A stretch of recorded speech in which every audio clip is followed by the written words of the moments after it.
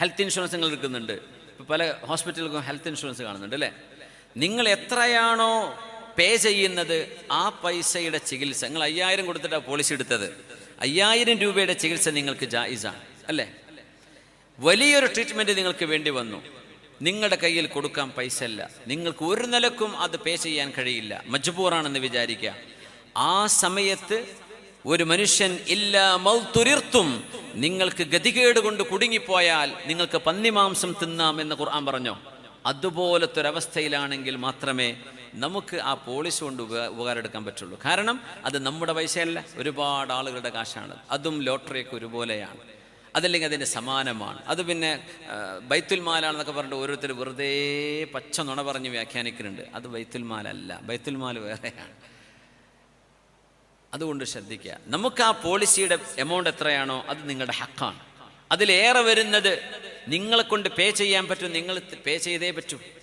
നിങ്ങൾ കുടുങ്ങിപ്പോയി, അള്ളാഹുവിൻ്റെ മുമ്പിൽ നിങ്ങൾക്ക് വേറെ വഴിയൊന്നുമില്ല, എന്നാൽ അത് ഉപയോഗിക്കാം എന്നല്ലാതെ. ഇത്തരം വിഷയങ്ങളൊക്കെ വളരെ ഗൗരവമാണ്. നമ്മൾ വിചാരിക്കും ഇതൊക്കെ അള്ളാഹുവിൻ്റെ ദീൻ എന്ന് പറയുന്ന നിസ്കാരം നോമ്പ് അതോടെ തീർന്നു അല്ല. ജീവിതം മുഴുക്കയും അള്ളാഹുവിനെ സമർപ്പിക്കുമ്പോഴേ മുസ്ലിം ആവുക. അള്ളാഹ്ക്ക് സമർപ്പിച്ചു എന്നല്ലേ പറയാ. അത് നിങ്ങളുടെ ഫൈനാൻസിലും നിങ്ങളുടെ ഇക്കണോമിയിലും നിങ്ങളുടെ വീട്ടിലും നിങ്ങളുടെ ഹോം അഫയേഴ്സിലും നിങ്ങളുടെ സോഷ്യൽ അഫയേഴ്സിലും ഒക്കെ അള്ളാഹുവിൻ്റെ ഇടപെടലുണ്ട്. അത് നിങ്ങൾ ശ്രദ്ധിക്കണം. അള്ളാഹു തൗഫീഖ് ചെയ്യട്ടെ. പടച്ചതമ്പുരാൻ പറഞ്ഞ പോലെ ജീവിക്കാൻ അള്ളാഹു അനുഗ്രഹിക്കട്ടെ. ആമീൻ യാ റബ്ബൽ ആലമീൻ. ഹറാമായ കച്ചവടം ചെയ്യലിൻ.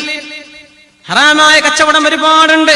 പക്ഷെ നമ്മുടെ നാടുകളിൽ ഇന്ന് ആവശ്യമുള്ള ഒരു വിഷയം LIC, ലൈഫ് ഇൻഷുറൻസ് ഹറാമാണ് മുഅ്മിനെ. ഒരു സംശയമില്ല, ഒരു ഫത്വ ആരോട് ചോദിക്കാനും പോകേണ്ട ആവശ്യമില്ല.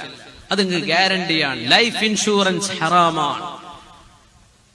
ഏതെങ്കിലും ഒരു ഗവൺമെന്റ് നിങ്ങൾക്ക് മേൽ അടിച്ചേൽപ്പിച്ചു, നിങ്ങളത് ചെയ്തേ പറ്റൂ എന്ന് പറഞ്ഞാലല്ലാതെ അത് ഹലാലല്ല. വാഹനത്തിന് ഇൻഷൂർ ഹറാമ് തന്നെയാണ്.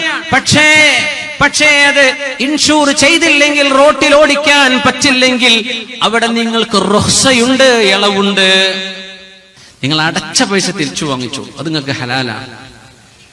പോസ്റ്റിന്റെ കുറി ഉണ്ടാവും. പെണ്ണുങ്ങളെ 20,000 അടച്ചു, ഇനി കിട്ടുമ്പോ 30,000 40,000 കിട്ടുക. പച്ച പലിശയുടെ പൈസയാണ്, അത് എടുക്കാൻ പാടില്ല. ലീസിന് കൊടുക്കുന്നുണ്ടല്ലോ, ലീസിന്റെ ഏർപ്പാട്. വാഹനം ഗൾഫുകാരൊക്കെ വന്നിട്ട് എന്ത് ചെയ്യും, ഒരു മാസത്തേക്ക് വണ്ടി എടുക്കുന്നുണ്ട്, 1 ലക്ഷം റുപ്യ കൈ കൊടുത്തു.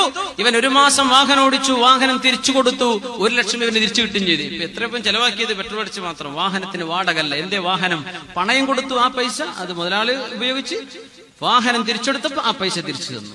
അങ്ങനെ നടക്കുന്നില്ലേ?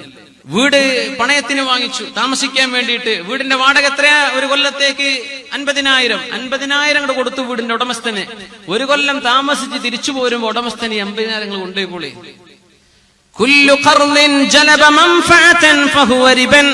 ഏതെങ്കിലും ഒരു കടം കൊടുക്കൽ, ആ കടത്തിന്റെ പിന്നാലെ ഒരു ഉപകാരം അതിന്റെ കൂടെ വരുന്നുണ്ടെങ്കിൽ അത് പലിശയാണെന്ന് ഫുഖഹാ പറഞ്ഞിട്ടില്ലേ? പലിശയുടെ ഏർപ്പാടാണത്, പലിശയാണത്, പാടില്ല. കുല്ലു ഖർദിൻ ജലബ മൻഫഅതൻ ഫഹുവ റിബൻ, അത് പലിശയാണ്. ഏർപ്പാടൊക്കെ ഉണ്ടെങ്കിൽ നിർത്തിക്കോളിൻ. അഫല്ലാഹു അമ്മാ സലഫ്, കഴിഞ്ഞു പോയത് അല്ലാഹു നമുക്ക് പുറത്തു തരട്ടെ. ഇവിടുന്ന് അങ്ങോട്ട് ഇനി ചെയ്യല്ലേ. ലൈഫ് ഇൻഷുറൻസ് വേണ്ട മുഅ്മിനെ, ഹറാമാണത്. എന്റെ ലൈഫ് ഇൻഷൂർ ചെയ്തത് അല്ലാഹുമ്മ ഇന്നി തവക്കൽതു അലൈക്, നിന്റെ പോളിസി ഞാൻ എടുത്തിട്ടുണ്ട് പടച്ചവനെ.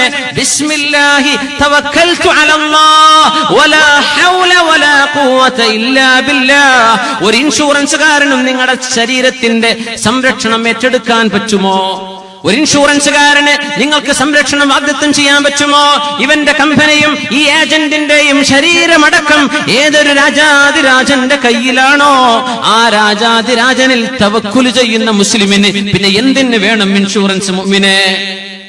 ഹറാമിന്റെ ബിസിനസ് ചെയ്യലിൻ, ഹറാമിന്റെ ബിസിനസ് ചെയ്യലിൻ.